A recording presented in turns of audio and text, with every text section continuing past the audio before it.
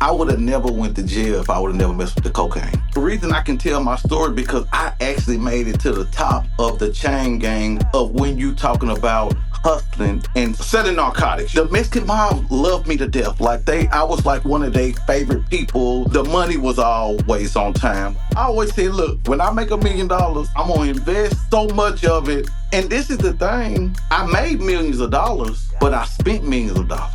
The guy that I sold the 10 keys to, his phone was tapped. But I made $50,000 off that deal. And so my point is making, and I'm not glorifying the life. I'm glorifying, like, hey, I just made $50,000 in 10 minutes. I mean, why would I stop doing this? It still hits, I don't miss it. It's go, go, go, like a go, go flow. And I'm almost done, and I told you so. When I throw these flows like it's Rochambeau, and I ain't too close, it's Joe Smoke goes. And I'm on my grind, that is all the time.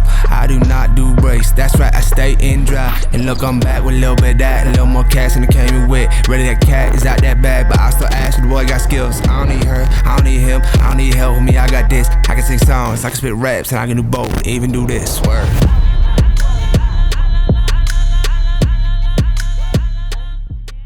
This episode is brought to you by Anthracite Pallet Solutions. Need reliable, durable pallets to keep your business moving? At Anthracite Pallet Solutions, we specialize in new and used 48x40 wooden pallets. Whether you're shipping, storing, or stacking, we offer high-quality pallets that keep your operations running smoothly. With our own fleet of trucks and trailers, we deliver on time, every time. And if warehouse space is a concern, our drop trailer services have you covered. From custom orders to large-scale deliveries, we're here to meet your every need with top-notch customer service and unbeatable prices. We're currently shipping within 2 hours of Scranton, Pennsylvania, including Pennsylvania, New York, New Jersey, and Maryland. Call us today at 570-606-9206 or inquire online at anthracitepallet.com and let us handle your pallet solutions. Anthracite Pallet Solutions, built to last. Designed to move.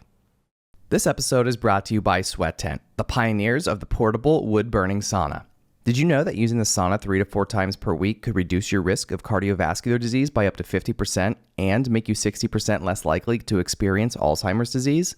That's why I've been a big fan of the sauna for years. But having to go to a crowded gym to do it isn't ideal. And all the at-home options are bulky and expensive. That's why I only use the Sweat Tent for my sauna needs. It's the most storable and affordable wood-burning sauna on the market. It not only takes minutes to set up, but it can reach 200 degrees Fahrenheit in 30 minutes or less. So whether you're enjoying it yourself in your backyard, with friends, or in need of a reliable sauna on the go, Sweat Tent is your best choice for the most portable, storable, and enjoyable outdoor sauna experience. All On The Stacks listeners will receive $100 off when you use code OTS. Visit sweattent.com today to get $100 off your purchase with code OTS at checkout. Again, that's sweattent.com to get $100 off with code OTS. Sweat Tent, helping you fire up your home wellness routine.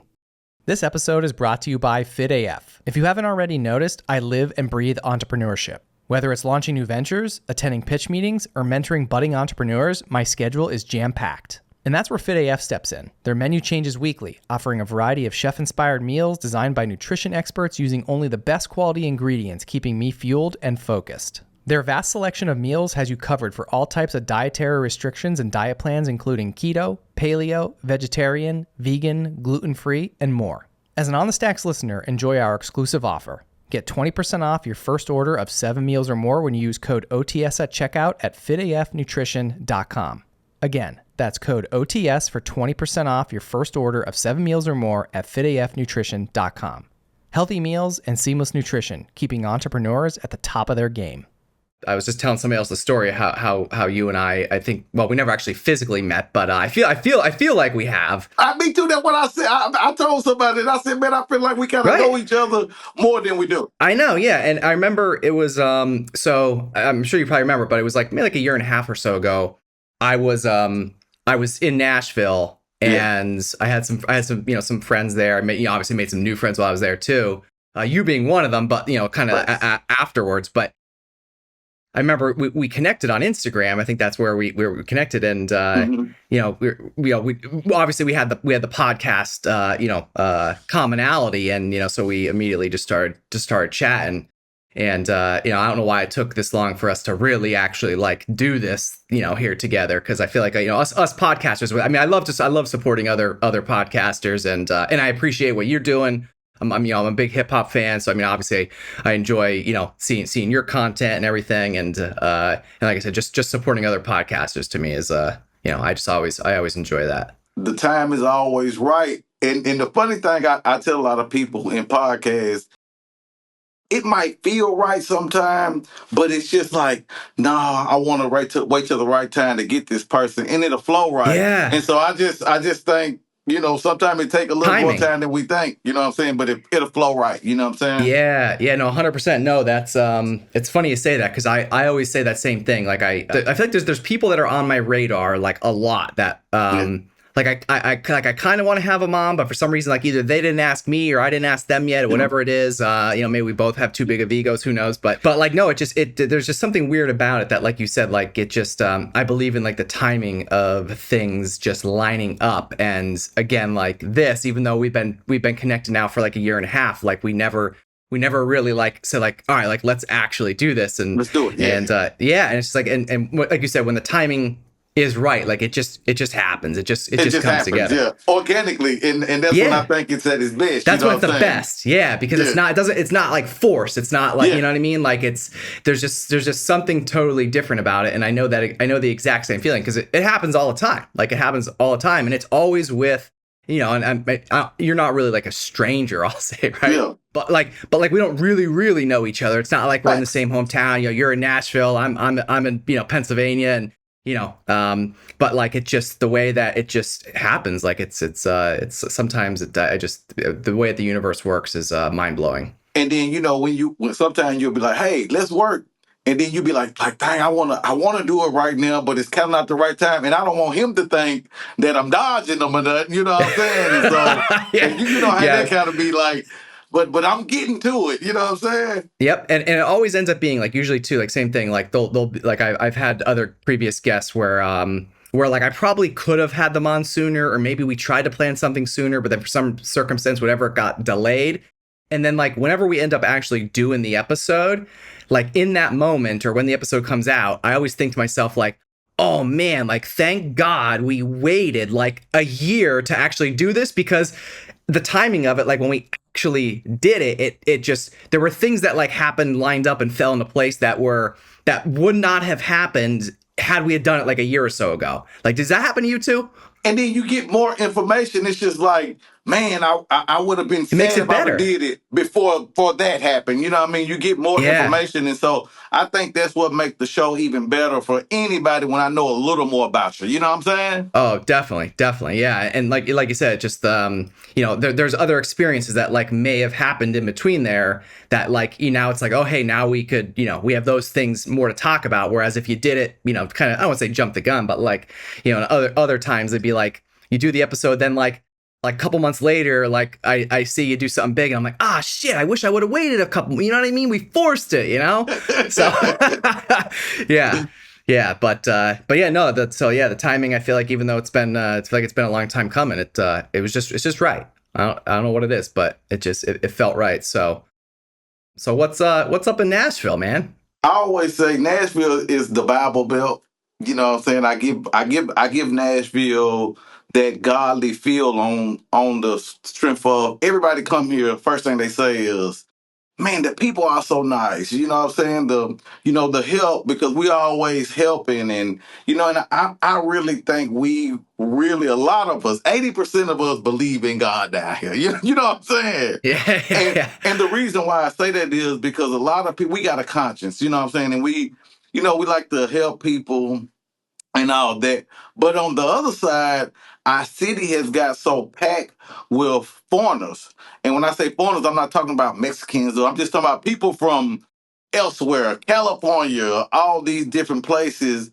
And the parking is terrible. Us Nashvillians, we need to band together and get on this parking situation down here. It couldn't have been always bad, right? No, it wasn't always bad. Now that all these people are coming from all over the world, it's nowhere to park. They took all the damn parking spots. They took the parking spots, but then all these other people, now they charging the park. So now even on the street, I remember back in the day, you pull up on any street and just park. Now, when you pull up on the street, they got a sign up there saying, "Hey." Nashville has grown like everybody love country music. Like I'm a big Luke Bryan fan. Drink a beer. I love Little Big Town. You know what I'm saying? I love all these groups. But you got to think for us, the natives here, we've been listening to these people way before Nashville's the quote unquote place to be. When we was young, I'm 43. When we was young, we was going downtown and listening to country. You know what I'm saying? Yeah. You're a Nashville OG. Yeah, and now that it's grown and everybody's coming here for it, it's just kind of like, yeah, we still love to do it, but we've been doing it, you know what I'm saying, for so long. So Yeah. one thing I appreciate, we used to always complain about not having a lot of jobs in Nashville when I was coming up. And now, if you in Nashville and you ain't working and you saying you can't find a job, you just full of it. You lying. It's so many of them, you know what I'm saying? Yeah. Just to see where Nashville came from to now, it's phenomenal. But a lot of us need to catch up with what's going on. Mm-hmm. You got all these big developers from California and New York, and you got all these big developers coming in and they're building for 10 years down the line. You know what I'm saying? Right. Oh, yeah. That we've been here and we should have had something lined up to where that's why they say, where's the black community at in Nashville? It's here, but a lot of us didn't capitalize off of what's to come. You know what I'm saying? Mm-hmm. And we talking about the regentrification and all this and that. And I got a guy that ended up buying like 5 or 6 properties. And way before this regentrification thing was even a thing, the guy he was buying the property for was telling them like, hey, this is what's gonna happen. They finna make all this stuff downtown. And I'm looking like, it's East Nashville, North Nashville, West Nashville, South Nashville, and then downtown is just downtown. It's just the buildings downtown. And so you got to think for somebody telling us they finna make all these neighborhoods downtown, we like, no, that you know what I'm saying? And he was trying to let us know what's going on. And now East, North, South ain't East, North, South no more. All that stuff is considered downtown. So it's just all kind of blended. It's all kind of blended. And so the word they say, hey, they kicked us out. Well, did they kick us out or did we not have the resources or did we not know what was to come? You know what I'm saying? Yeah. And so, like I said, Nashville is, I'm proud of Nashville. I just feel like we have to catch up to what's going on. Even when we're talking about downtown, it's no black clubs downtown. Mm-hmm. We still go down there, but they didn't build nothing for black people downtown. Yeah. I can complain about that, but I also can say, hey, for forever in Nashville, Tennessee, black people shoot all the clubs up. Yeah, you can see both sides. Yeah. I'll be crazy if I act like that ain't a thing. And because we preach to these guys all the time, yeah, you got people that want to invest in stuff for us to do, but are we gonna support it? Are we gonna take care of it? You know what I'm saying? Yeah, or destroy it. Or destroy it. Where I come from, because that's why I started off in promotion.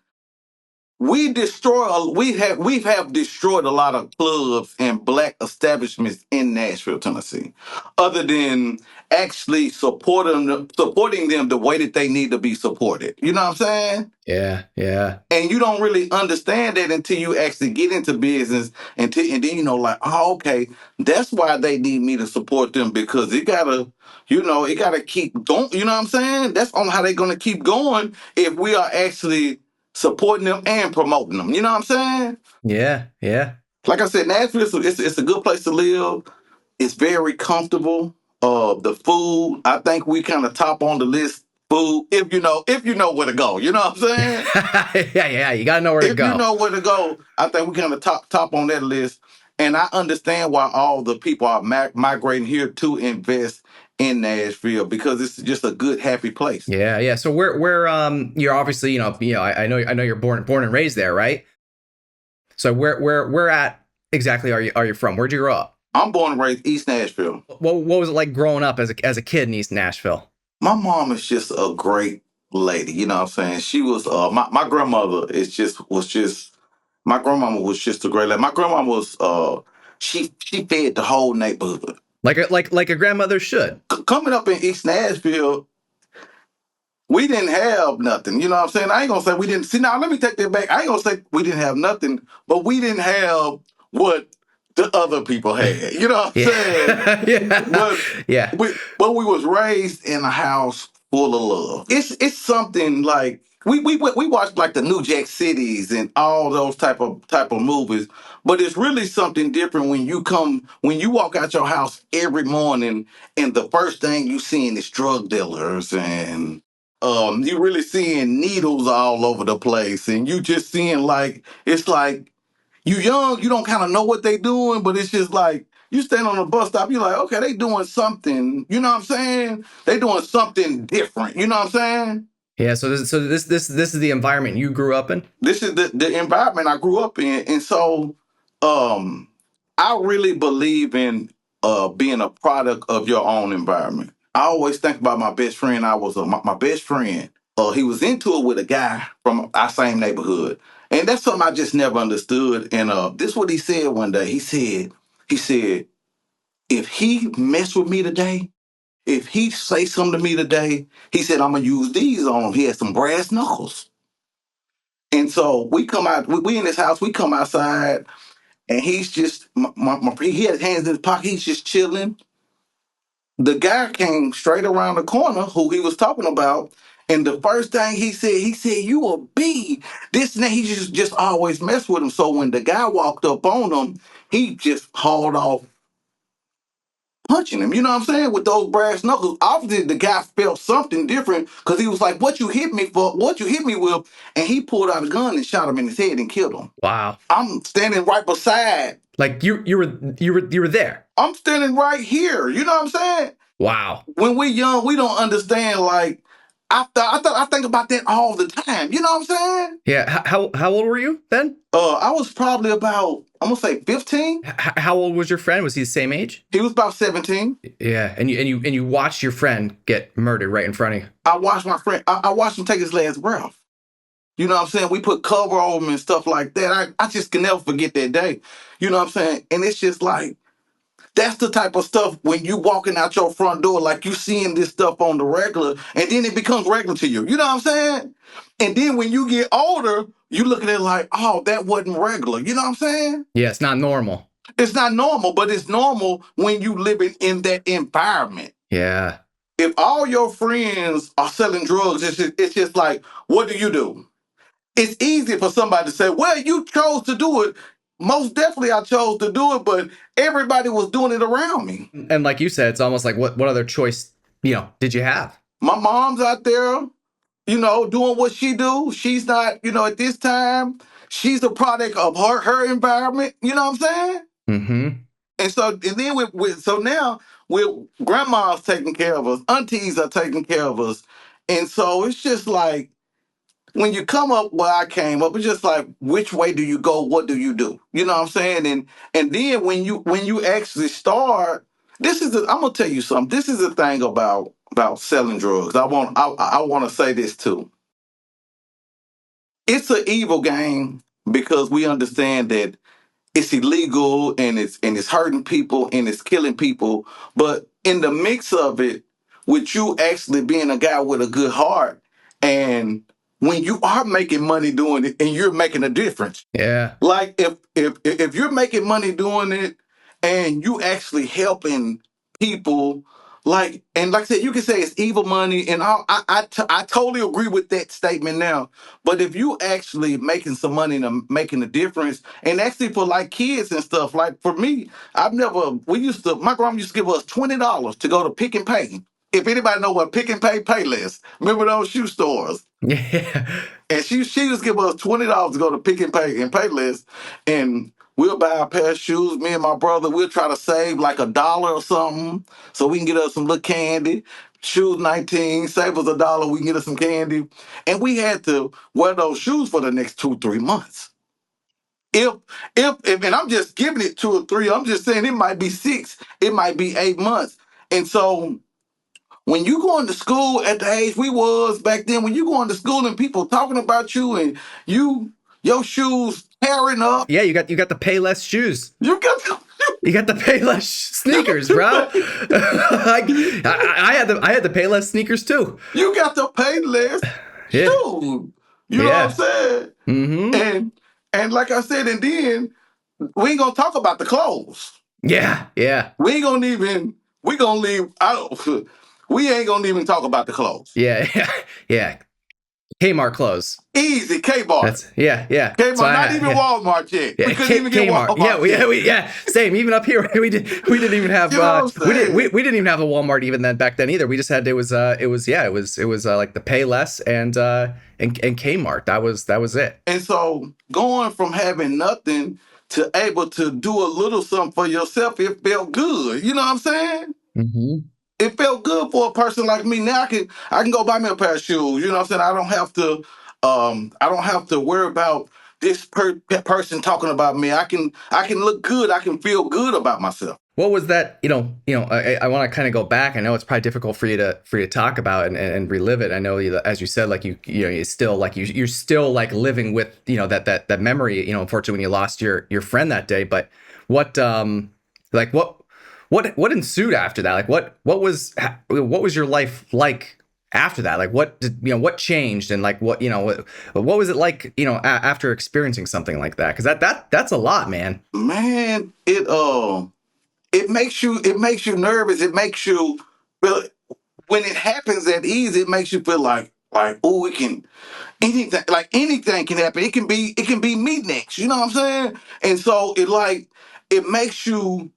I got a real phobia of hanging around a lot of guys. You know what I'm saying? Like I don't need any new friends. Did you just post that like just the other day? You know what I'm saying? Like I got a real phobia of that on the strength of like I'm a really good friend to my, you know what I'm saying? Like my friends, they'll do anything for me. They'll give me like we tell my friend Kim Bella here, she just, I can get this building anytime I want to. She don't charge me a dime. She don't want anything. And so when you really grow close to people, like you just hate to, you know what I'm saying, lose them. You know what I mean? And even with my best friend that got killed, he killed somebody. And so it's just like, what age? So he had obviously been involved and has sort of been down this road of violence leading up to this point of his life. I can tell this story now because he's deceased and his I'm gonna say his significant other deceased. Him and his wife had got into it or whatever, and she threatened him, said something about getting the gun. So what he done was he got the gun, he took the bullets out. Like really hiding the bullets from her. Mm-hmm. And it's a touchy story, really hiding the bullets from her. So they got into it. He came back to the house later on that day, and they got arguing again. And so he got the gun and said, if you don't be quiet, I'm going to shoot you. He pulled the trigger and shoot a shot in the head. He thought the bullets were still out the gun when obviously she might have added some in there. Mm. Because the person who he was, I don't see him that wasn't his life. You know what I'm saying? He wasn't a violent type of person. He was very, very, very unviolent. You know what I'm saying? He wasn't a violent type of person. Or whatever. And so again, you got stuff like that. We seeing stuff like this, and we just young. We just thinking it's regular because that's the neighborhood that we live in. Mm-hmm. And so stuff like this is just like regular. Like, okay, this person got killed, and this person got killed. My brother, he was going to a therapist one time, and he was telling his therapist, he was like, "Hey, yeah, Because when my friend, he shot the guy and the guy died, and the therapist was like, that stuff ain't normal. You know what I'm saying? Yeah. But it's Yeah. normalized to us because it's like, that's all what's going on. That's all you know. And so going back to what you said, like, when you go through stuff like that, like your life is so different. It's precious in ways like you feel like you here, and God got you here for a purpose, but it's traumatizing in ways because it's just like it can happen that easy. Yeah. You know what I'm saying? And so it ain't good to always be able to think about, that type of stuff. But thank God that we kind of I'm in a good space in my life to where I can, learn to deal with it. You know what I'm saying? Hmm. Just even I say when I was in and we go to my prison story, we went to all that fine. But even when I was in prison, I was going to church, and this pastor said, um he was just saying, like, I feel like you got a lot on you. And he said, God's just telling me, like, that it's a lot on you because you have never met your daddy. And I just busted out crying. You know what I'm saying? And in that moment, I learned to, it's time to start dealing with some of these pains. You know what I'm saying? Like, I've never met my dad. You know what I'm saying? And just trying to be the heart, like, oh, I don't need a daddy. Yeah, I might not now, you know what I mean? But then it's just like, dealing with those traumas or those pains and acting like you're fine. I'm in a space now where I tell you, I'm not okay. If I'm not okay, if you know what I mean, you know what I mean, because we caught up. We our egos want everybody to feel like we're fine, and we ain't always okay. Everybody needs somebody to talk to. So how do you with all the trauma, and obviously there's probably tons of stories, and obviously we'll probably cover some of them, but like how do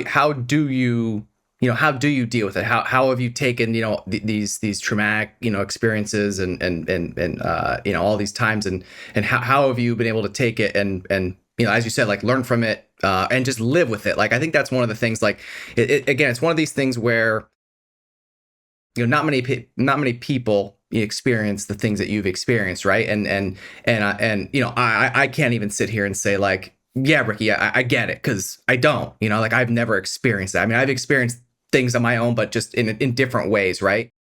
But I can't. I'm not going to sit here and say, like, oh yeah, man, I get it, because I don't. I feel like that'd be selfish for me to say that. How have you? Because I think the thing that I do understand is that, like, as you said, like, it doesn't ever go away. Like, you do, whatever trauma that you experience in your life, hopefully, you find a way to be able to deal with it and live with it, and again, it doesn't ever go away, and it's always still there, and it's not like you could just forget about it and just move on. It just doesn't work like that, right? So, like, for you, like, how have you been able to find a way to live with those experiences? Well, first, what I'm saying, I know it's a cliche, but first God, we're gonna get that out the way.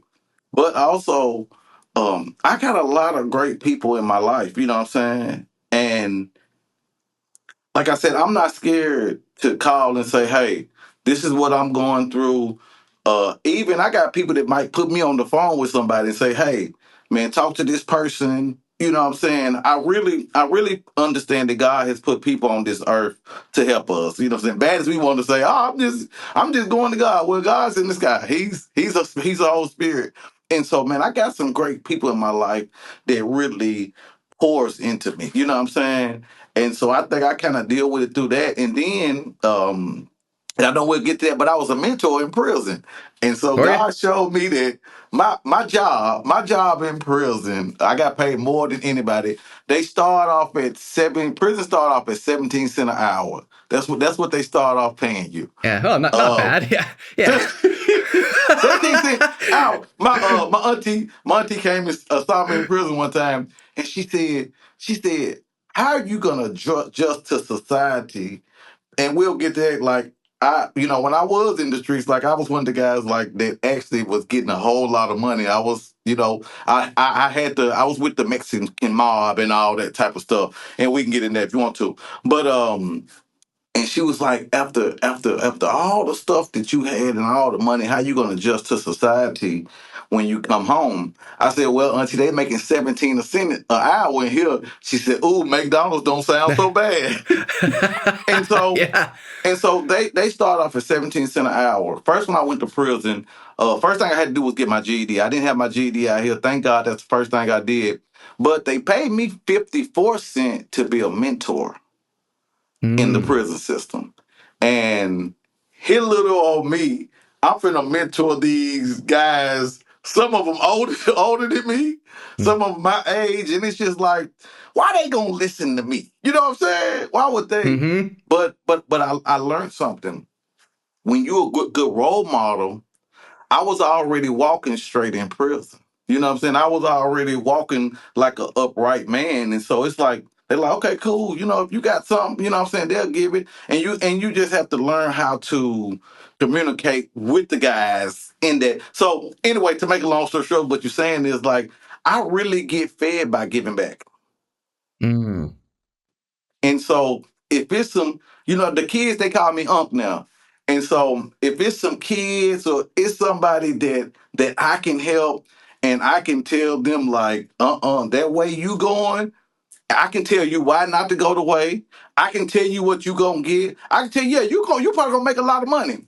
Yeah, you gonna travel. I did all that. I've had the nicest cars. I've been around Jay-Z. You know what I'm saying? Me and Buck, I've been with Jay-Z, Jeezy. I done been in the most fabulous. I done been over Boosie Estates. You know what I'm saying? I done been to Boosie House. And I can tell them, you're gonna do all that. You gonna do all that in that road of what you going down. You might be around some of your favorite people, but at the end of that tunnel, it ain't number two things. My grandmama, shout out to my grandma, I love her to death, Ada Mouse. When I first went to them streets, this is what happened. Real quick, because I wanna go start the story. This is what happened. I was in seventh grade middle school. I was in seventh grade. And a friend of mine, me and him was real tight in school. He came to school that next day. He said, hey, Ricky, I need a favor. He was like, what he said? He said, I robbed somebody. He said he had a knife or something. He said, I robbed him. I think it was like $400 or something like that. He said, I robbed somebody. He said, I need a gun. And I was like, okay. I said, I got one. I said, if you split the money with me, I'll give you the gun or whatever. So it's like $400. He gave me 200. We left school. I went and gave him the gun. And this what I told him, Bill. This what I told him. I said, don't bring it into school. I said, when you hide it, I said, when you come to school, hide it right before you get to school. Because he was just really trying to protect himself, you know what I'm saying, from what he done robbed somebody. It's me, him, and another guy. And he brought it to school that next day. And so they called me to the office. I go in the office. Me, him and the other guy sitting right there in the office. And I'm thinking like, I'm not thinking they caught him with the gun. You know what I'm saying? I'm thinking like, they probably just know that, we were supposed to, that he got it or something. Make a long story short, as soon as I walked in the office, the police handcuffed me and they pulled the gun out. Wow. And my sister wrote me a letter, and you gotta watch how you affect people. She actually went to the same school, and she was talking about how like that was just one of her worst days ever, seeing that news walk her brother out with with the biggest thing like what's going on today is a freaking gun in school. Make a long story short, the guy that told on us, the third guy that was with us that told on us, he ended up being a police officer. He's a police officer to this day. Wait, what? So wait. So the third guy, he was like a classmate. Like he was He, he he, was a he's the student too. classmate. He was just cool with Okay. us, walk with us Uh-huh. every day. And he went told the prince. He wrote that back then it was 555 a gun. He went in and told the principal everything and wrote a letter. And like I said, they ended up going to his locker and finding that gun. But I say that I want to go back to what my grandmama told me. She said, son, this road, after I got put out of school, I made it my business. I'm selling drugs. So you got to think we're talking about 7th grade. I'm 12, and I made it my business. I got put out of school. And I made it my business. I was selling drugs, and my grandma pulled me to the side. She said, "You can't stay here and do this." But she said, "This road you going down, it only go 2 ways: jail or dead." I'm happy I went to prison. You know what I'm saying? Yeah. Other than The better of the two options. the better of the two options. I'm here to talk to you today. You know what I'm saying? Yeah. Yeah. Wow. Wow. Yeah. To be honest, obviously I knew just a tiny bit about you. But I mean, I didn't know, your story and like all this was this, this deep, man. That's, it's a lot. It's a lot. It's a lot. You know what I'm saying? And so, I mean, like I said, you got to think from 12 to I didn't go to prison to 30. So from 12 to 30, I was out there Yeah. doing What'd you do in from 12 to 30? the police. When I came up hustling, we used to run to cars. Um, we and I like to explain this to people just because my story. We chopped the rocks down. We got 5, 6 rocks in our hands, and when we saw somebody that wanted something, we ran to cars. We actually took off running in the car window. What you want, a 20 or 30? You know what I'm saying? We actually ran to cars. I was so young, the police used to think that I was the watch out person.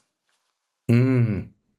So they never ever really searched me or anything at first because it's this little bitty kid. He's looking out for these grown men, but the whole time this little bitty kid is out here doing what these grown men are doing. You would think, and I'm not even shunning my OGs out. You know what I'm saying? They was out there, but you would think they would have been telling me, "Hey, this is not it. Don't do this. Go a different way, or whatever." But it was just like, "Hey, this is what we doing." You know, here. You know what I'm saying? And once you come to accustomed to what we would, once I see like, oh, okay, I can spend $40 and make 80. You know, and then you get to thinking like, oh, okay, I can spend 1,000 and make 1,500, 2,000, and so you become accustomed to a business in sense. You know what I'm saying? Yeah. Joe Osteen said this. Shout out to Joe Osteen. I love Joe Osteen. He said, Joe Osteen said, drug dealers got the hardest job. He said, if you can sell drugs, you can do anything. He said, you got to go buy it. He said, you got to cook it. You got to break it down. You got to sell it.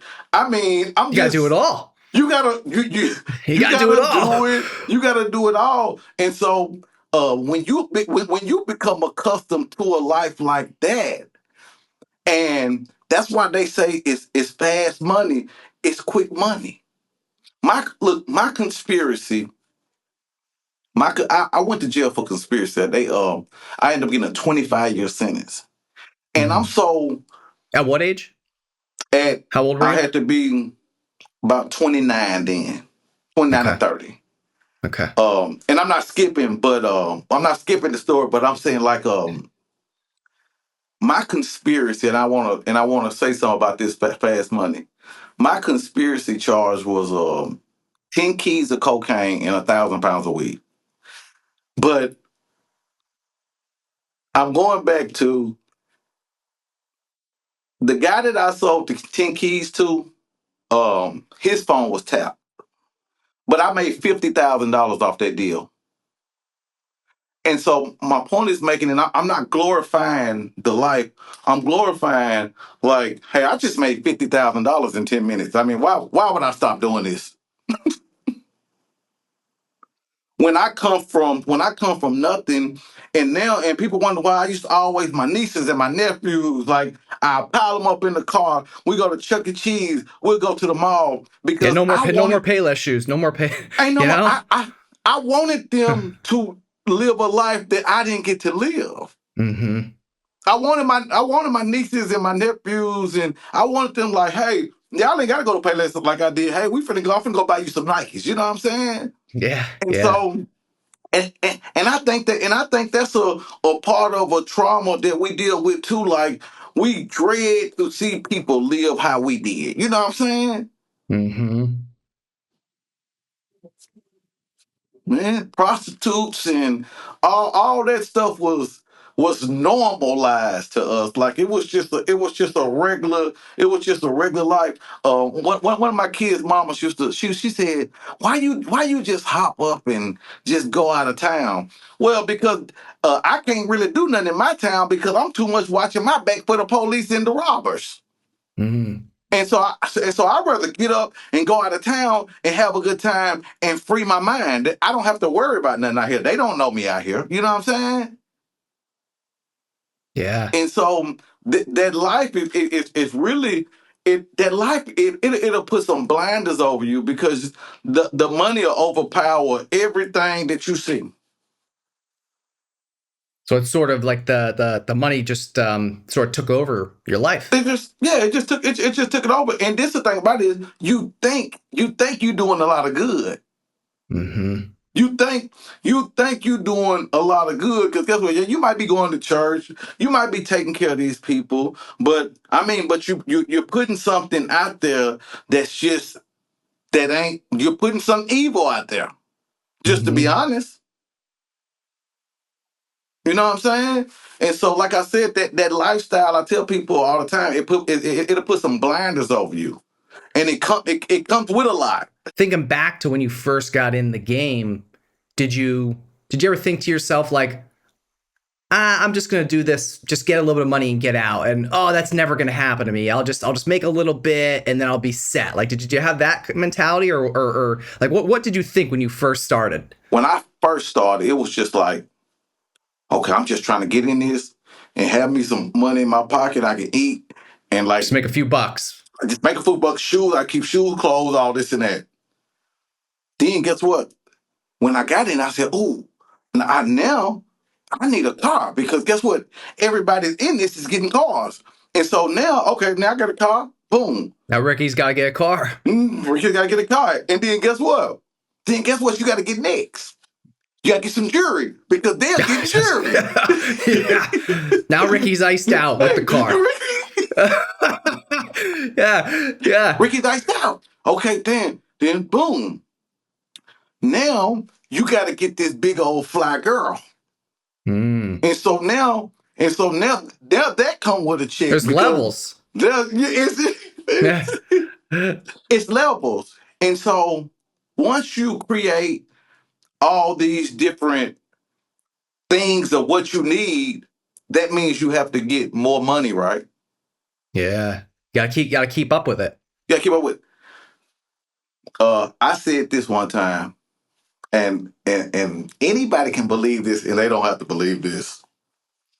I picked up a friend of mine one day, and I owed somebody some money, and picked up my friend. He went in the house and got the money, and and it had to be God. Something said, "Ricky, you need to stop doing what you're doing right now, or you're gonna be into some big trouble." This is what I said in my head, and I kind of said it out loud. I said, this was the plan. I said, I'm not gonna stop doing what I'm doing until I get caught.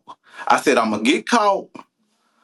I'm gonna get myself out of it, and then I'm gonna just go legal. Mm. That's what I said. I said that. So it's And almost seven like you months. wanted to get caught. Like you It's couldn't just give it up. Like it. it's crazy as that. It's No, I crazy believe as it. that sound. It's almost kind of like I wanted to get caught just to Yeah, I've have heard a that. reason. I've heard that before. You're not the You first know what person I'm that saying? yeah. And Mm-hmm. so doing the mix of that time, I ended up getting a clothing store. So I was like, let me start investing this money in something. You know what I'm saying? Let me start Yeah, investing. yeah. End up getting a clothing store. Make a long story short, 7 months I was in jail with no bond. After saying that, and so this is the thing about it is, now I understand what they say about if your money ain't moving, you ain't making no money. So You can be a dealer and you can be saving all this money. You can be saving all this money. But if it's just sitting there, it's not accumulating nothing. And so now this is what happens. This is what happens when you do that. You done saved all this money. You done created all this lifestyle that you have to keep living. You gotta go buy some more jewelry now because guess what? That jewelry old. That car Yeah. you got, that's old. They get some new cars. And so now if you're not hustling and this money is sitting over here, you are still spending this money without making none. Right. You're gonna run out. You're gonna run out. And so it becomes a repetitive process to where you got to keep on and keep on and keep on. And so you really don't have a plan with it because even when you talking about you scared to clean it up, then you just like to see, some people just like to see a lot of money sitting right there. Some people just enjoy like, I got that big pile of money. I got it. Here it is. Yeah. You know what I'm saying? And so you're not you're not level-headed thinking when you're out there hustling. I don't care who you are. A couple people, just a couple made it out with some in transition, but it's not that many of them, and I know that for a fact. Mm-hmm. So it's not a plan. You can't plan dirty money. Like you can't really do nothing with it like that. You gotta be a real smart person to transition. But a lot of us didn't even make it through high school. I never made it through high school. So regardless, if you're not educated, I'm not saying education is the top tier, but you have to be educated to know what to do with any type of money. You know what I'm saying? And even in Right. business, or you can keep on learning. I spent over $50,000 to open up my clothing store, and it shut down within 2 or 3 months. Just not knowing what to do. Mm. Not knowing Yeah, so what you to could do. have you could have all the money, but like you said, you could just blow it because you just don't understand how to manage it, how to run the business, etc. What if your connection gets popped? Mm. You can't get, you know what I'm saying? Yeah. Hey, then you're in trouble. You're in trouble. And like I said, man, that lifestyle is not to be glorified. Like it's the worst lifestyle. It's just a bad place to be in for anybody. Yeah. And that's why my heart kind of goes out to guys that I see and think that it's going somewhere, and I just understand that it goes nowhere. It puts your family in harm. Like my whole family was in harm. My child mother went to jail with me. When the police ran up in my house on that conspiracy, they was in my house, my auntie house, my other auntie house. Anywhere that I was going they was affected by it. You know what I'm saying?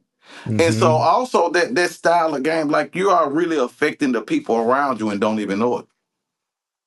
You know what I'm saying? And so like that's why I like to talk to people about this. I like to encourage people like that lifestyle is terrible.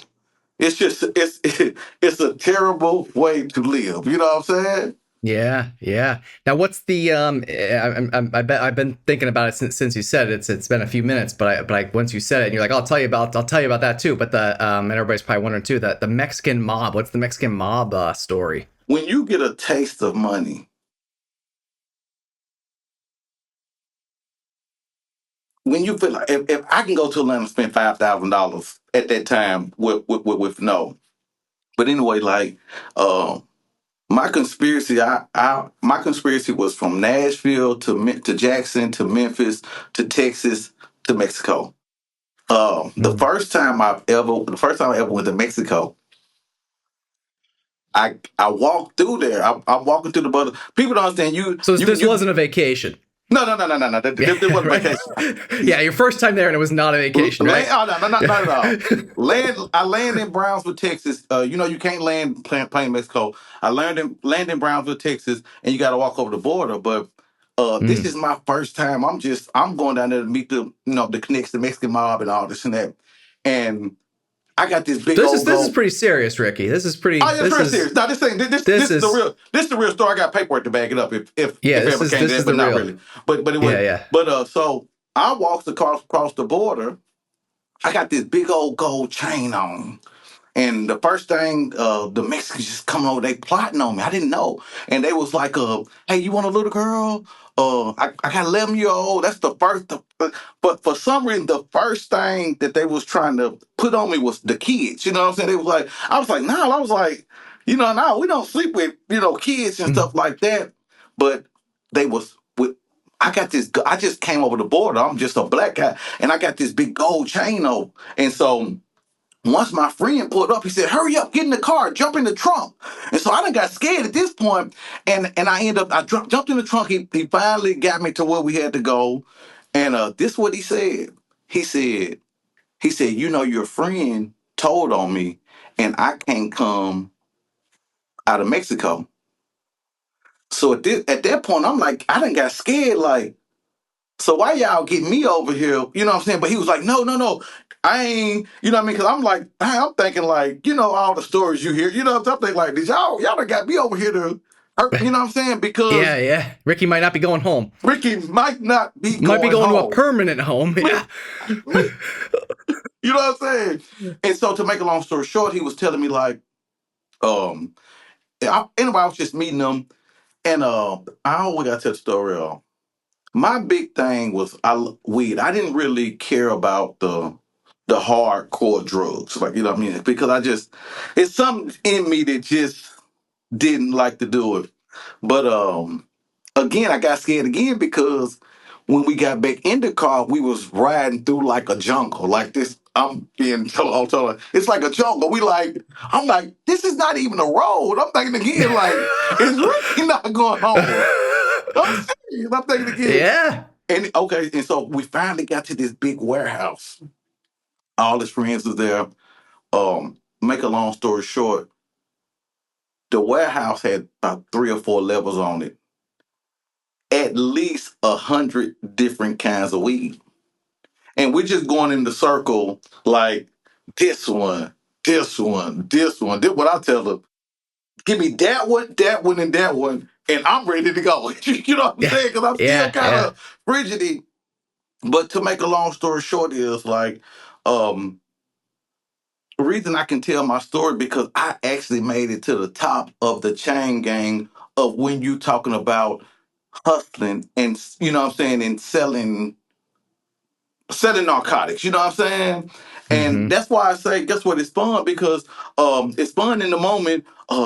The Mexican mob loved me to death. Like I was like one of their favorite people. The money was always on time. Like I could communicate. You know what I'm saying? Half of them don't even speak English, and so I'm going to get paper and learning words and all type of stuff just to even communicate with these. I was in and this had to be, I'm gonna give it 2008, 2009. 2008, 2009, the Mexican mob was trying to kill the president of Mexico because they used to be able to pay the presidents off to get the drugs through. And for and this president at the time, he just wasn't having it. So like everywhere he went, every time I entered Mexico, I didn't see nothing but they army. You know what I'm saying? It was in that critical time where they was actually trying to kill the president because the president wasn't letting them through. And so it can become scary when you're dealing with them people because they know where your people live at. Like they know, like they had my auntie address. And I was like, even though I'm not gonna try to take off on your number, how did you get that? You know what I'm saying? And Yeah. so I was in the serious part of the game. I wasn't one of these peon type of guys, you know what I'm saying? Because I actually wanted a lot of money. You know what I'm saying? Did you have a number in your head? Like, did you have like, I want to make X amount? I Like, always said $1 million, and I always said, look, when I make $1 million, I'm I'm gonna done. invest Yeah. so much of it. And this is the thing: I made millions of dollars, but I spent millions of dollars. And so you, like you said, you're looking at a lifestyle to where like I never ate fast food. Like I never like everything was top tier. You know, my cars. You know what I'm saying? If I'm buying a car, I'm buying a car straight, taking it to the shop, rims, radio. And so yeah, and so you got that number in your head, but you also spending money on everything. When anything, I bought my brother a car, I bought my sister a car. You know what I'm saying? Everybody That- gets it. You're getting a car. that's You what get a car. you get a car. Yeah. You get a car. You know what I'm saying? And so um, I don't really like to say this, but I really like to say this. Mexicans really took care of me when you're talking about the game.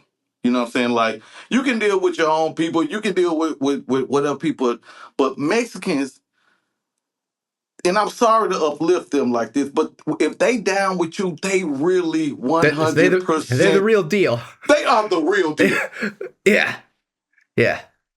They are the real deal. And so my time dealing with them was really, really lovely. You know what I'm saying? I love when they call me with the boss. Like, hey, Fernando. They call me Fernando. That was my name, Fernando. That was my That name. was it. Fernando. Hey, Fernando. Fernando. I was wondering. I've been wondering that, to be honest with you. Yeah.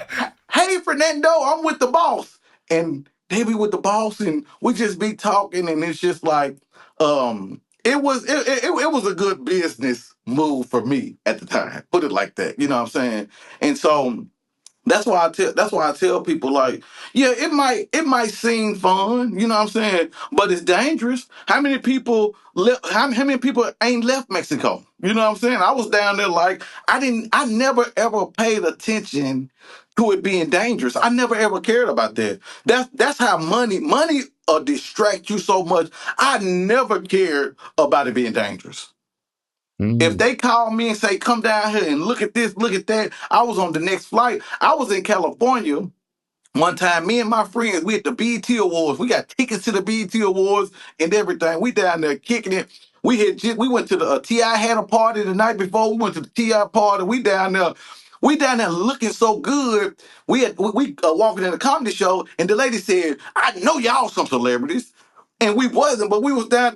We was just down there looking. Yeah. You know what I'm saying? Looking, yeah. And looking good. So we got Yeah. BET. We got a BET tickets to the BET Award show.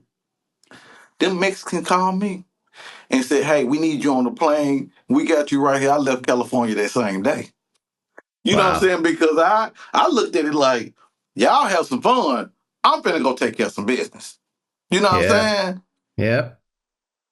And so, like, even did I have nothing bad about a couple of them told, you know what I'm saying, after all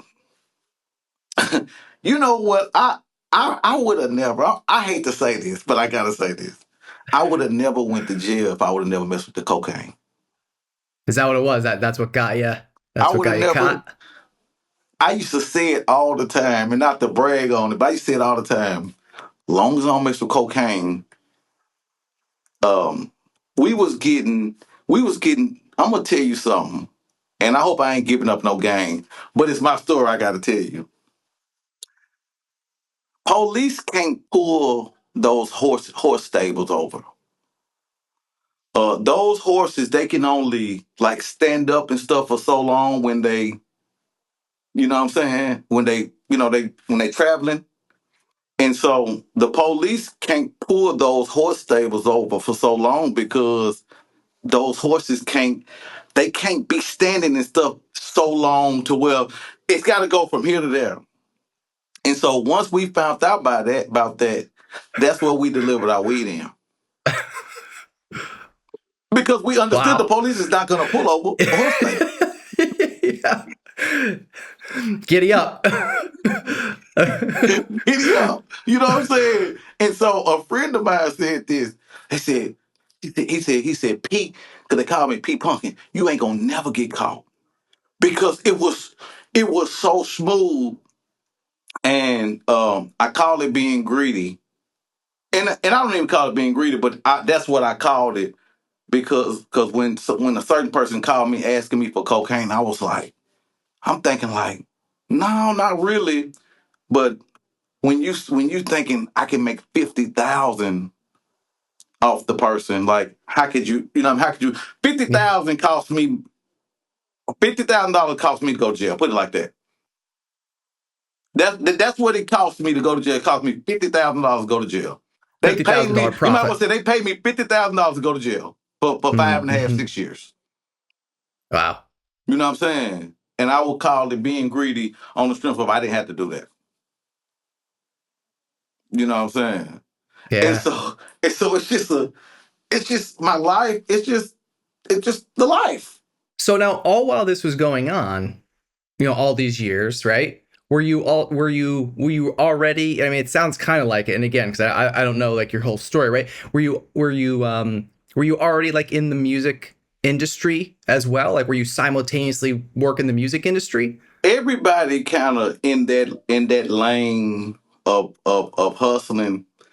Music and stuff is one of the first things that we're introduced to. Uh, because you got promotion, you got bringing shows, and so um, when you're talking about cleaning up money, what are the best places to do? Clubs, yeah. Like I said, and me and Buck, we've been friends since kids. You know what I'm saying? We play basketball together and all that. But when my first step in music was promotion, I used to pass out flyers. We used to bring shows, and it was an easy way to clean up the money because we could just pay an artist 5,000, 10,000, 15,000, and make $20,000 or $30,000. You know what I'm saying? And so Mm. I think for a lot of dealers out there, that's kind of like our first go to is the entertainment and the music. To put the money. Mm-hmm. To put that money in there, and then it becomes fun on the strength of think about it. Not only am I booking Jeezy, now he finna come to the town, and I get to be with Jeezy.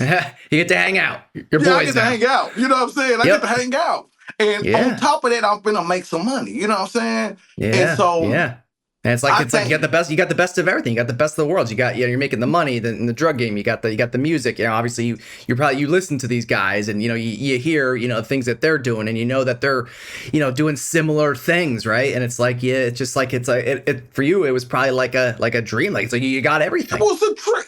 Think Yeah. about it. On top of that, now I get a cosign from this big old artist. Now guess what the streets is saying? Oh, I want to get it P.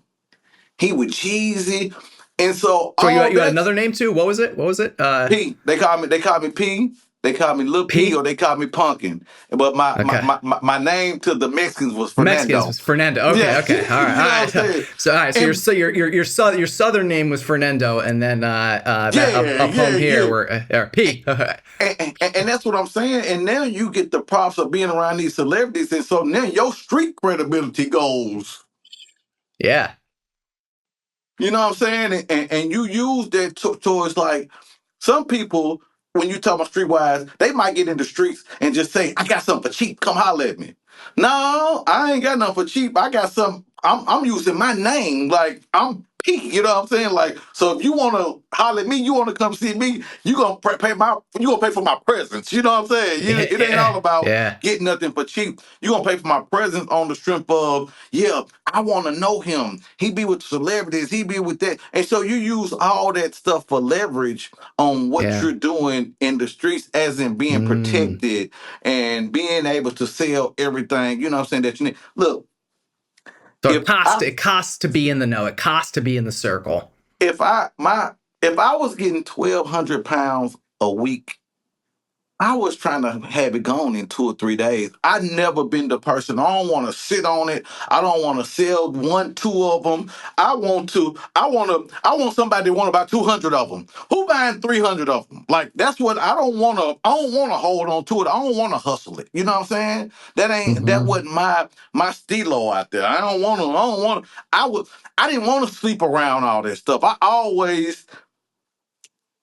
This is the funny thing about that is, when I was on my conspiracy, this how the police are smart, but they are very They're always, illegalized. yeah, and they're always playing catch up. You know, I feel I'm like gonna, they're t- always I'm gonna, I'm, I'm they gonna are. tell you something.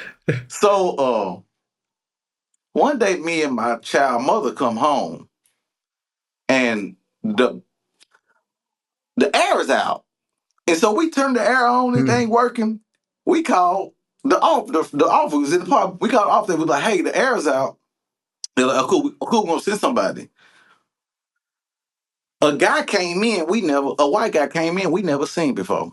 It's like, We oh, done been, he ain't the HVAC guy. but, We already know. but Yeah. guess what? We not even thinking, we not even thinking Mm, about it. And so mm. he came in, he did something in the fuse box, he did something outside, and he said, I couldn't fix it. Y'all gonna have to wait till tomorrow or something. So the next day, the maintenance guy came in. So this is what I said. I said to the maintenance guy, I said, yeah, man, because the guy came yesterday, he couldn't fix it. He said, what guy? I said, man, And you're like, oh shit. I said they sent a maintenance. I said they sent a maintenance guy yesterday, and I said he couldn't fix it. He said, I'm the only maintenance guy here. He said they would have called me. I'm like, and I didn't think no more about it. You didn't even, yeah, at the time you didn't think it was you didn't think it was The suspicious. the whole time it was the police officer, and he came and wired our house up. Yeah. And so now the police could hear every word I ever said in my house until that day. And so that's why I said, like, and that's why I tell people, my lawyer told me this. He said, Ricky, I don't see how y'all sell drugs and do what you do, knowing the police know everything what you do. You know what I'm saying? And so the police know everything. That's another reason why I knew I'm not ever gonna do anything illegal no more, because I know they got too much information to get the information. You know what I'm saying? Yeah. Yeah. It's a crazy world out there. You Yeah. know, my story might sound fake to a person that don't know me, but if they come there, be like, yeah, news and everything. Like, I was, you know what I'm saying? I was the man in my own rhyme. My brother came to court, and they got to talking about these millions of dollars, and they got to talking about this and all this and that, all this. And my brother, he came and saw me the next day. He said, man, he said, I knew you was doing something, but he said, I didn't know you was doing all that. Because I wasn't a stunner. I wasn't a person trying. I didn't care nothing about having more than you. All I wanted to do was have fun and eat good, and I like to travel. I And mean, a I've been couple of traveling. I chains. think I've been traveling since I was 17. I was going to Atlanta with a fake ID. Shout out to Atlanta. I used to have a fake ID going to Atlanta on the weekends. You know what I'm saying? Yeah. Just to be in the building, because I just wanted to see. I just want to see the world. That's all I didn't really Mm. care. I always loved to have a lot of money, but I just want to see the world. I just want to just get You want out the there and see experience. what's going on. I want to see the experiences, because I understood my family, they didn't know nothing. You know what I'm saying? They knew we could Yeah. do anything we could, but we never saw it. See, and I think that's the misconception of, like, yeah, you saying I can do anything, but I never saw you do anything. Right. Right. You know what I'm saying? And So so you, so that's you had to you had to go see it for your own eyes to really be able to believe it. to really pay to believe it. You know what I'm saying? Yeah.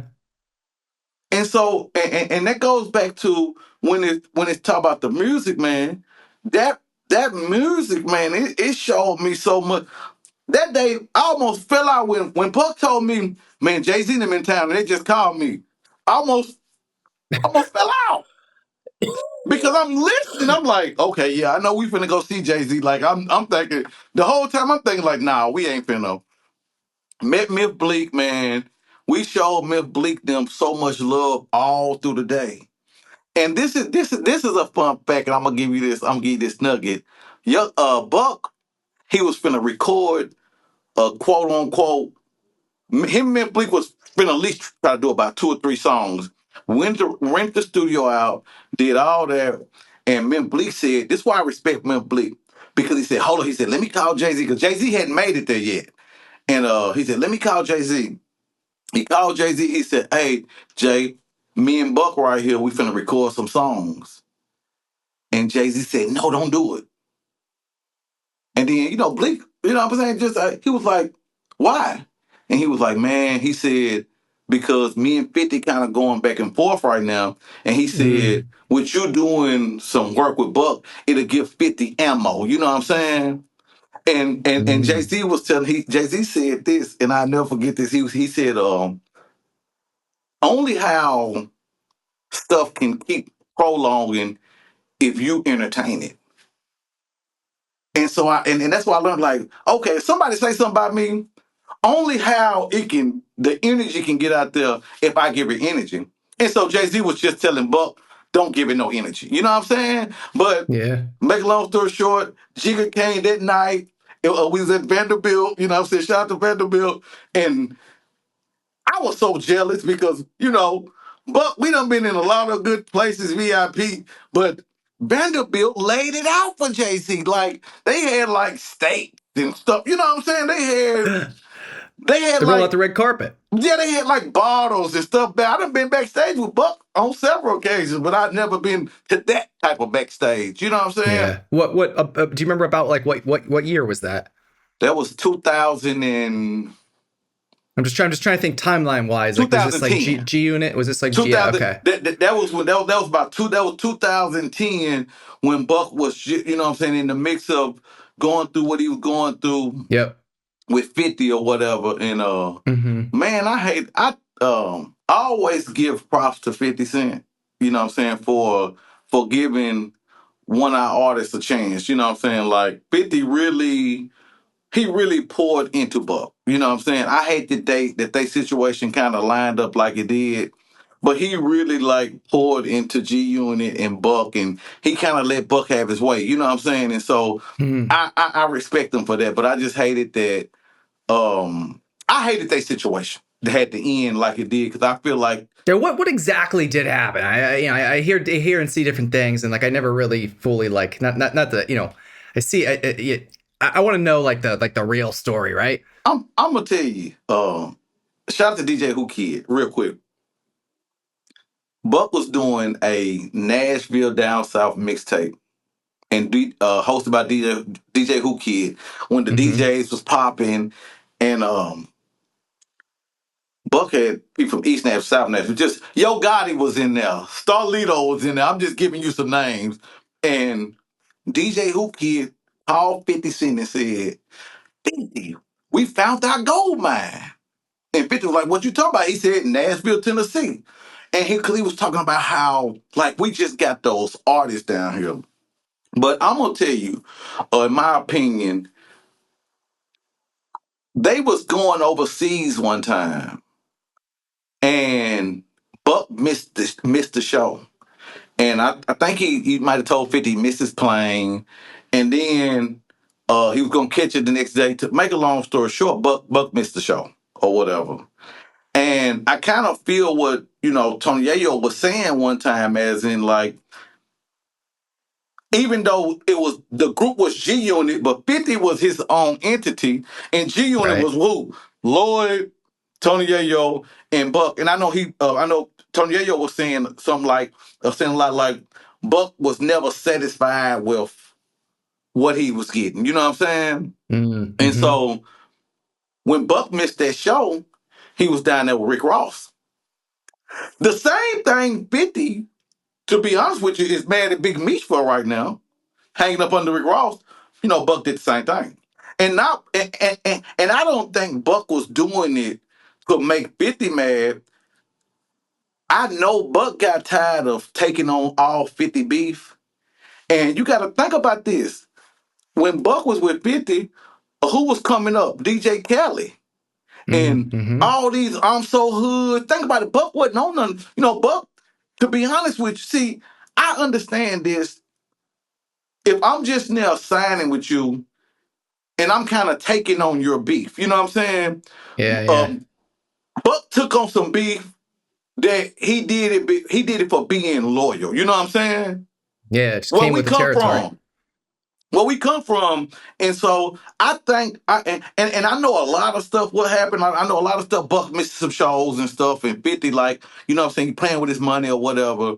But it also, like, Buck was just like, 50, I don't want to be into it with these guys no more. I don't want to be into Rick Ross and DJ Khaled's. I want to be a part of what's going on. You know what I'm saying? Yeah, yeah. And so I think Buck could have did it in a better way. He could have sit 50 down and say, hey, man, I want to just kind of start doing my own thing, man. I don't want to be into it with the people that you into it with. You know what I'm saying? Sure. Yeah, it's baggage. It's baggage, but once you start, it's hard to stop. You know what I'm saying?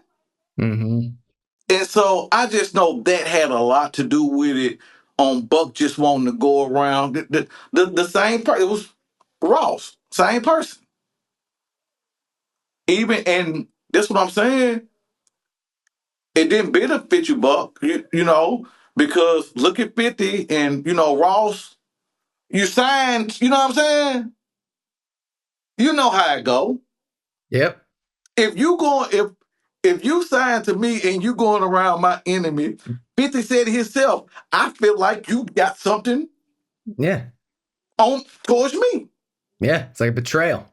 But you know what I'm saying? And so I Mm-hmm. just think it'd have been a better way to do it, but that's where a lot played a part, you know what I'm saying, played a part of it. You Mm-hmm. know what I'm saying? And all the other Yeah. stuff had just came, but it's really like 50 just felt betrayed, to be honest. Yeah. Yeah. Yeah. Yeah. Which I can see it. Which And I can see both sides. You know, well, this what it's I'm gonna say. Which I'm gonna say this.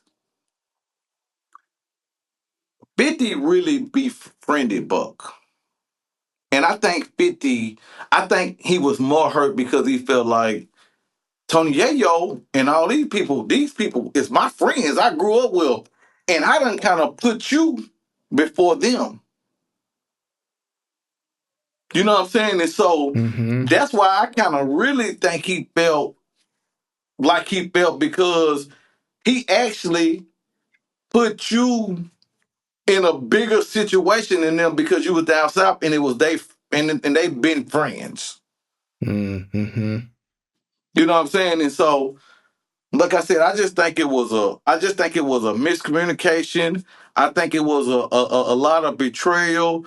And for Buck, I just feel like Buck he was ready to work with. Down south was popping. And think about it, 50 was into it with everybody. And so Mm-hmm. Buck couldn't really work with nobody. He Yeah, his couldn't hands were put out tied. no music. Buck, man, Buck wasted, man, I'm gonna say 15 years of I was gonna say music a with long time. A long time. a lot of people. Mm-hmm. Man, dude, Buck got a song. Buck got a song right now, I heard, with DJ Mustard on the beat. Buck, DJ Mustard, Boosie, and YG. And I'm just giving you songs like that out there that can't even be cleared, you know what I'm saying, because of whatever the contract was. And I can say this because Buck know I gotta tell the story. Buck finally got his nuts up one day and said, "Man, you know what? I'm gonna call this lawyer." And I guess it was the lawyer that 50 appointed him and all this and that. And man, we called the lawyer. We sitting in his house. We sitting in his mansion. I miss that house so much. Man, Buck had the best house out of all the celebrities. He didn't ever get on MTV Cribs, but like he had the best But he house. should have, huh? He should have. But he should have. But make a long story short, he called his lawyer, and he said, "This what his lawyer said." He said, "I'm glad you called, Buck, Dave Brown." He said, "I'm glad you called. I'm right in my office right now." He read that contract, and after he got through reading it, this is the only thing Buck can say. He said, "Why did you let me sign something like that?" Get what the lawyer told Buck. He said, "You was there." He said, "You was there." And so, again, even when you're talking about this music industry, these people like Buck worked so hard to get to where he was. I tell these people in Nashville, you can't be a young Buck, and this is why. Because Buck was living in New Orleans. He done lived in Atlanta. Buck actually was really everywhere around the world promoting his stuff. Like he didn't. That's why I think Buck didn't want to go nowhere once he made it, because he had already been traveling everywhere. He was tired. You know what I'm saying? Yeah. Buck was tired, man. Yeah. Because he had really been every cash money. Like he done been in, man, look. Buck said he put that contract with Juvie up under the bed. And I understand why, man, because Buck, he actually didn't really never want to be in no contract because he came from the independent. Mm-hmm. You know what I'm saying? And so with him even signing with 50, he just knew, like, Buck came back to Nashville like, man, this guy named 50 Cent. And we looking at him like, man, you ain't gonna get no deal. You know what I'm saying? And not saying he's not gonna get a deal, because he was selling his own units out the trunk. But then, and he was like, man, this guy 50, he said he's gonna sign me, he said he can do this. And once 50 blew up, and came, and I feel like he came and got Buck, man. It was a pivotal moment for Nashville, Tennessee, man. And a lot of other people walked through the door after Buck, and like Starlitos and the Quanti Cashes, and so we got a lot of success from that situation. So that's why I always say, man, shout out to 50 for putting that Cashville on the map with us. We did it all together. You know what I'm saying? And so shout out to 50. Yeah. Wow, hell of a story, man. Yeah. The you got are you writing a book? You need to write a book. I'm a write if you're one. not. I'll write one. Yeah, yeah. Because everything is facts, man. I love life experiences. You know what I'm saying? And so I'm always trying to get you that moment. You know what I'm saying? Yeah. And so yeah. and it can be bagged up. That's, you know what I'm saying? That's the thing. It can be bagged up, you know. And I love artists. I've always, when I got into this industry, rap, like it made me fall in love with artists and what they do and how hard they work. Because I know, like I tell anybody, if you think you finna get in this music industry and you think you in any this entertainment and you think it's gonna be a walk in the park, you might as well stay at home. Yeah. It ain't it for you. Mm-hmm. This is a hard job. This is a hard job what we do when it comes to podcasts. This is a hard job. And then especially when you're doing good in podcasts, it's a hard job because now you got to deal with the haters. Now you got to deal with the people. Now you don't got even to get me deal with started, the people. Ricky. You know what I'm saying? Now you got to you got to deal with the people. You know what I'm saying? That they want to burn you down. They want to burn you down. They want to burn you down. Hey, it ain't hard being on top. It ain't easy being on top. No, for real. Right. It's gets not harder. easy being on top, especially when you're talking about like a place like Nashville. It's so small to where like they feel like, oh, if you're on top, you're the target. No, I'm not the target. We need to be the target together because we're actually trying to get people to listen to what we're doing here. So no, I'm not the target. I'm not your enemy. I'm not none of that. Like we can get there together. You know what I'm saying? Like that's the thing about this media. I mean, this media is so lovely. It's not a competition thing. This is not like rap who got the best album. Right. Yeah. This is more of your perspective, my perspective, and his perspective, and they'll listen to all three of them. You know what I'm saying? And Yeah. so, Yeah. And just like you said, the experiences, like it's, yeah, that's, to kind of go back to kind of echo a little bit of what you just said, there is, like with, how I said you should write a book with all the experiences you have. It's like, with your podcasting experience and mine too, like I'm sure, you can obviously speak on it too, but like the experiences and like this right now, literally right now, what we're doing is one of them, right? It's like we have these, we're having these conversations, of your experiences, my experiences, their experiences, and it's all coming together, and and this content obviously is gonna live on, hopefully forever, right? it will. But that's, to me, that's what's so interesting and fun and unique about the podcasting space, is because it's taken me all around the world, literally. Like, I mean, I never would have met you. We never would have met.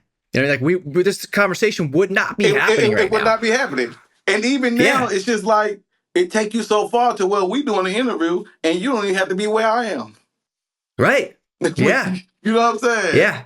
Yeah. I mean, I'd prefer to be down there in Nashville, and I feel like I feel like obviously I one of these days, I'm gonna have to make a trip down, and we could we'll have to do a part 2 for sure. Most definitely on my platform. And, you know what I'm saying? And hell yeah. That's just, what I'm saying, like, look, I live in a world where we have to work together. You know what I'm saying? Like, for sure. Let's make it together. Let's make some memories. Like, especially when you're talking about this podcast lane, it can be real lucrative for our family, for our kids. And shout out to you too, man. I always want to say, man, I love your relationship with your family. You know what I'm saying? Like, thank you, brother. You know what I'm saying? I love what you do. Like, because like I said, I know we real busy on podcasts, but just indulging with family and stuff. Like, I see you with the babies and the wife and all I that. appreciate that, bro. I see you. Yeah, thank you. Yeah, because it is that is obviously podcasting and all this, it's cool and it's fun and everything, but just as you said, I mean, the family, it's everything. Top tier. Yes, sir. Top tier. Yeah, for sure. Yeah. Well, man, this I feel like there's still so much more that we need to unpack. But I think this was a great start, by the way. Most definitely. Yeah. And I think maybe we could save some more for maybe a part 2, even if we have to do another virtual one. We'll do it. But then eventually there's gonna be in person one, either one way or the other. We'll figure it out. Most definitely. Yeah. But like I say, it was good to chop it up, man. I knew it was gonna be good, man. I was excited, and I knew it was gonna go. Good. You know what I'm saying? I want to know, and like from all your experiences, and I'm sure a lot of people are probably wondering too, like what was your biggest takeaway, from, I'll say, like, takeaway or lesson that you learned. It could be a good or bad, from the drug game, from having the experiences that you went through, jail, prison, all that. Like what did you take away from all that, and how do you apply it now? Don't waste your time on something that's gonna end up to being nothing. You know what I'm saying? And I understand that our experiences. Man, I have had some hell of experiences when it's talking about life and being able to, travel and being able to eat the finer things and see the finer things. But the lesson is, if you really put your mind to something, you can do it at the highest level of what you can do. So if I'm saying, this what I said when I was at first, I was a small drug dealer. I was just penny pinching. I might have 5,000. Neighborhood guy. I might have 1,000. I might have 5,000. I might have 10,000. And so this what I said. I said, man, I want hundreds of thousands. And I went for it, and I got that. And the takeaway is, you can put your mind to whatever you want and do it. It's what you it's what you want. Because I could have said, man, I'm finna go to school and I'm finna go to college and I'm finna be a doctor, and I would have been a doctor. Because I put my mind and my focus on that. And so don't focus on the easy money. Focus on something that's a career that's gonna last a long time. And so I could have did something way. It is what it is, but I could have did something. I could have been a doctor. You know what I'm saying? And so, or anything. Like as you said, you could have been anything for that matter. What you put your mind to, you really can do it at 100%. That's not a lie. Because I did it in all the lanes that I chose to go down. I want to be around the biggest stars. I've done that. I want to travel. I've done that. But I could have did it the right way. Was it all cracked up that's portrayed to be? Only thing you're going to get in it is fun times. That's the only thing is you're going to get in. You're going to have a lot of fun. And it's going to end up to being just conversations. Now you can just talk about everything you done did, and you don't have nothing actually to show for it, but the fun in your head, which is cool for me because I love the experiences. I love to be in California all the time. I loved it when Jay-Z said he was opening up his club in Vegas for the first of the year. I was there. This is fun. I want to tell this funny story real quick. So we go to our people from California call like, hey, another drug meet. We need to meet. Let's meet in Vegas, talk about some stuff. They said, but first, it was the first of the year. They said Jay-Z opened his club up. And so once we got to the promoter with the tickets for the Jay-Z club, they was 500, 1,000, or 1,500. The 1,500 was Jay-Z room. The $1,000 tickets was Beyonce room, and the $500 tickets was LeBron James room.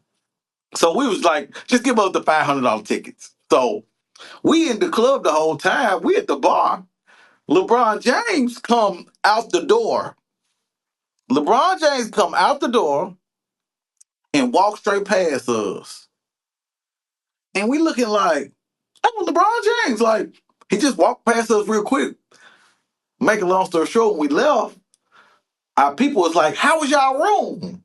And we was like, what room? Y'all had the LeBron James room. So we had the VIP tickets to be in the room with the LeBron James and never even knew it. We had the LeBron James room, like, and this was what we telling them. We wonder why he was right there because we was in the right area. You know what I'm saying? And so, but you just didn't know it. But I enjoy being able to just hop up and go do things like that. You know what I'm saying? And so, whatever sacrifice I took to do that, prison came with it. I knew what I was signing up for. You know what I'm saying? So that's one thing good I can take from my whole life, in that I was able to explore a lot of stuff like I always wanted to. Yeah, and you're still here. And I'm still here. And still doing more. Yeah. You know what I'm saying? I love it. You got hell of a story, man. Yeah, and we can keep going, but like I said, look, I'm just proud to be here. Like, if a person just know how many situations that people done got killed, and it's just so many deals. And it's so much that people probably, like, I think you said it before, is people probably think you're making it up. They would think, because it almost the things, and like, again, like I get it to a different, in different situations, but like I get it to a degree, like, these things that have happened to you, you're probably like, is this even real life? Like, how is this happening? How is this happening? You know what I'm saying? Yeah. And so, like I said, I'm gonna just tell my story, and it's gonna live on. You know what I'm saying? For sure. You know what I'm saying? Shout out to the Mexicans for making it happen. Yes, and for not permanently keeping you in Mexico, in the dirt. Thank you for letting me come home. Yeah. Thank you to them for yes. Fact, but like I said, man. Man, I'm blessed. I'm really, really. Sounds like it. When I was in, everybody always talking about, and real quick, prison. Everybody always talking about, when you go to prison, you gonna have to fight. You gonna have to prove yourself. I have never had one fight in prison. No, the warden. This is how I just think it is God's favor, but it's also just me being who I am. They do a count in the morning time. And for some reason, to this day, I didn't have to go to school. And so they counted like 9 o'clock. So 9 o'clock came, then about 9:10, 9:15 came. I said, okay, boom, they ain't gonna count. So I done laid on my bed and went to sleep. Next thing you know, I hear count clear. I wake up. I come out to them like, hey, what you mean? They was like, oh, you wasn't up for count. You finna get rolled up. I was going up for parole in the next couple months. Oh, You cannot make parole no yeah. matter what if you got that write up on you. Mm. I went to that warden. The warden the warden loved me.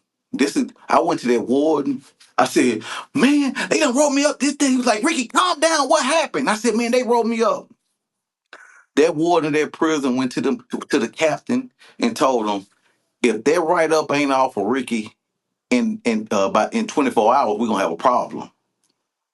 And so just to even have that type of power, and I ain't saying I just got the greatest power, but even to have that type of respect and that type of power in prison, it says a lot about it says a lot about you.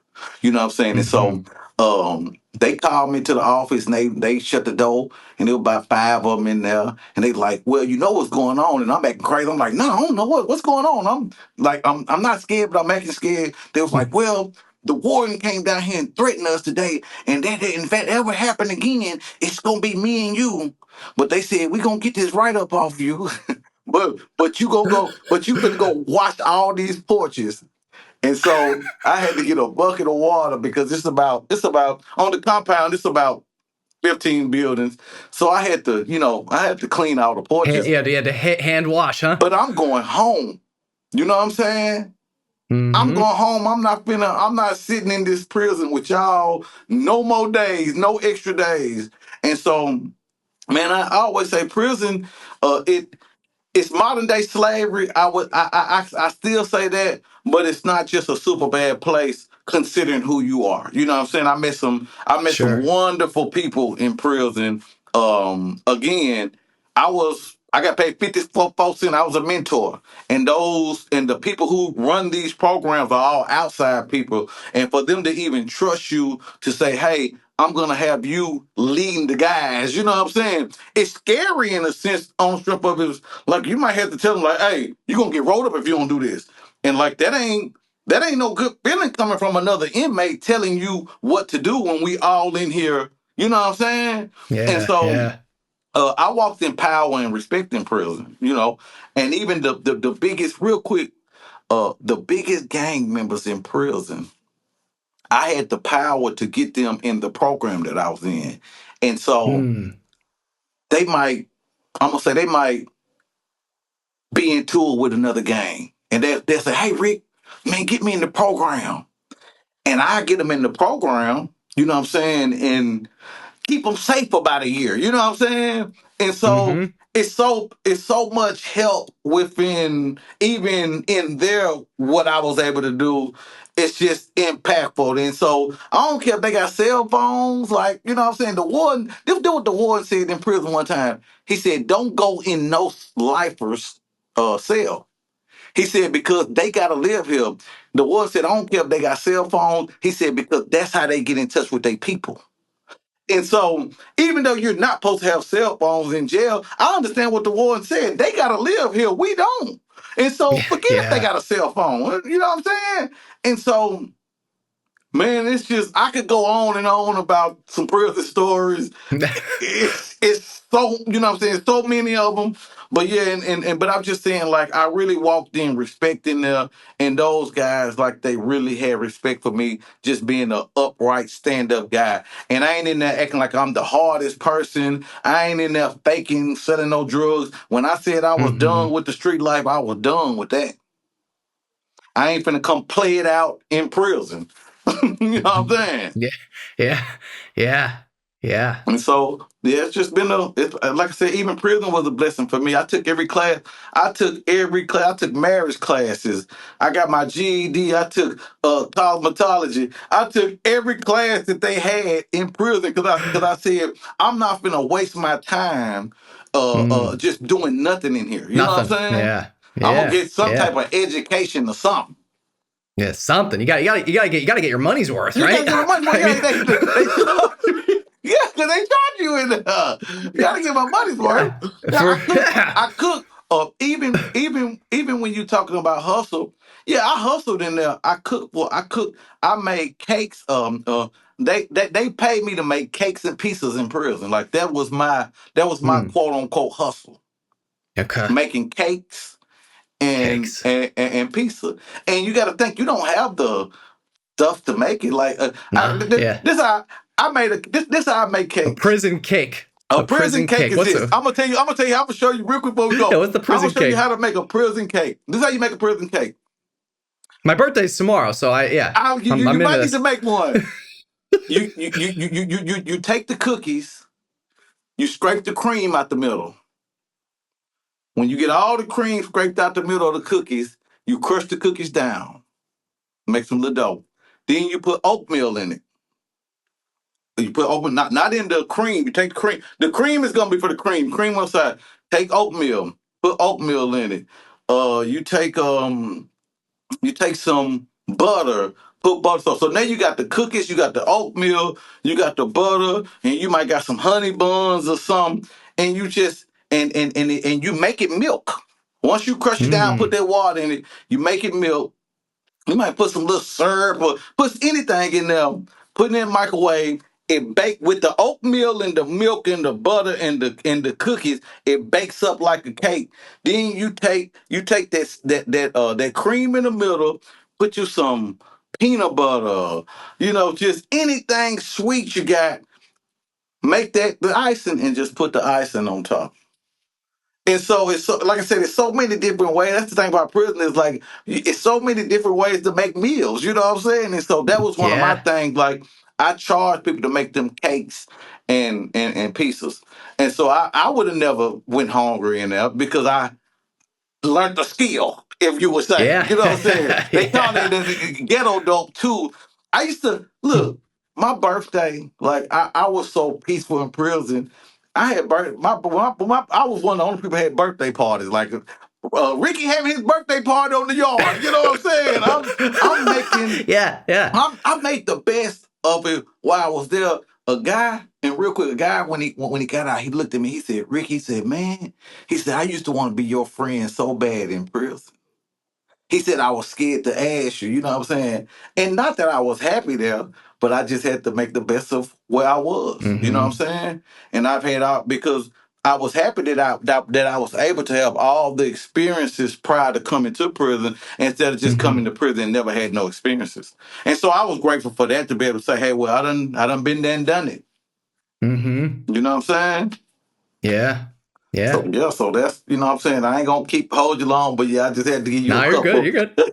Yeah. Yeah. Yeah. And we can't forget too, before we end, you got give your show a shout out, let people know where they can find you. Man, make sure y'all check me out on If You're Alive Subscribe show on YouTube, man. Ricky's underscore world 1.0 on Instagram. And man, just follow him and give me a shout out, man. And we'll, and DM me if you want anything, you want to talk or You want a prison cake, whatever. If it's your birthday, send a DM. Ricky's doing the yeah. Yeah, right. Yeah. but All yeah. right, brother. Well, this was great, man. I appreciate you taking time to hop on here, and I'm glad we finally did this. And like you said, there's more to come here, and we definitely we got to do this. We got to do this again. Most definitely. For sure. All right, brother. If you want to see more On the Stacks content, subscribe to our YouTube channel at youtube.com/On the Stacks podcast, or search the hashtag On the Stacks on Instagram, Facebook, and LinkedIn.